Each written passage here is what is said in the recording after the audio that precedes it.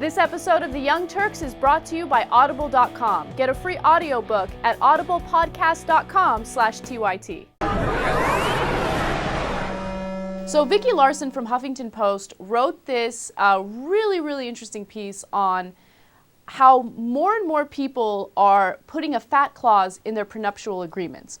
And basically what that fat clause would indicate is if you gain 40 pounds within the marriage, then that is grounds for a divorce, right? So the couples are working it out. They're trying to figure out what type of weight gain is acceptable, what type of body image they want one another to maintain, that type of thing. And if one person ends up gaining the weight and the other person doesn't like it, then bam, violation of the prenup, we want a divorce.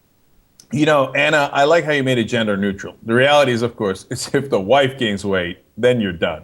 There's almost no clauses where if the guy gains weight, they're done. Yeah, I mean, I could see that, but you know, the reason why I like this story is because I think I have a controversial stance on it, okay?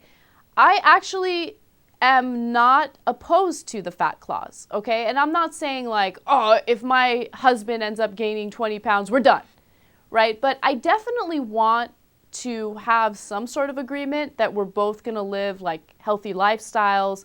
And I'm not going to be like Madonna and be like a food Nazi and be like, you're eating a donut. Oh my God, I got to give you a B12 shot.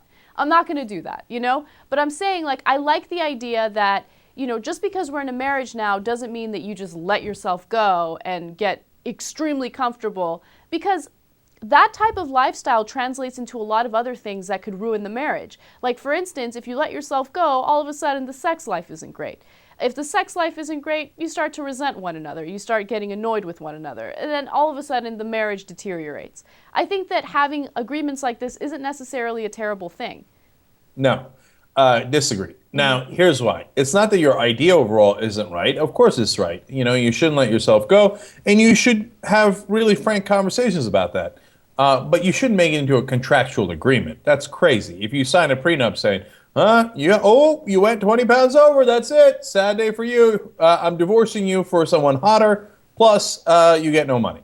Or however the prenup is signed. No, it's absurd, right? And in reality, that's not how it works, and that's not how a relationship goes anyway. I mean, unless it's I think in my opinion, a terrible relationship where you're weighing your wife or you're weighing your husband and watching everything, and then she has to report and be within her contract. It's freaking crazy. That's going to end up in a divorce anyway.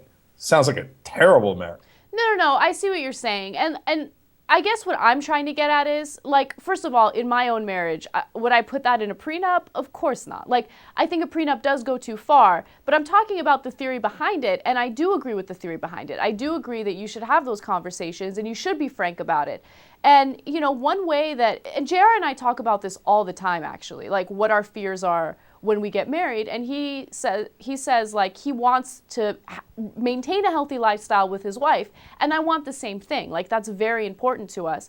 And one way that you could determine whether or not that's going to happen is to have those conversations before you get married, right? So, and really like take a step back and take a look at the way your relationship is before you get married. Are you guys physically active together regularly? I know. You think I'm full of shit because I'm 24 and I'm not married. But that's the way that I want to approach marriage. I want to make sure that I know what I'm getting myself into. Look, God bless your heart, right? And I hope you do. But here's one thing you're not factoring in. Pregnancy. You have no idea how hard it is to lose weight after a pregnancy. Doesn't mean you can't do it. Doesn't mean people don't do it all the time. Doesn't mean you shouldn't try hard. But, and the other thing you're not factoring in is age.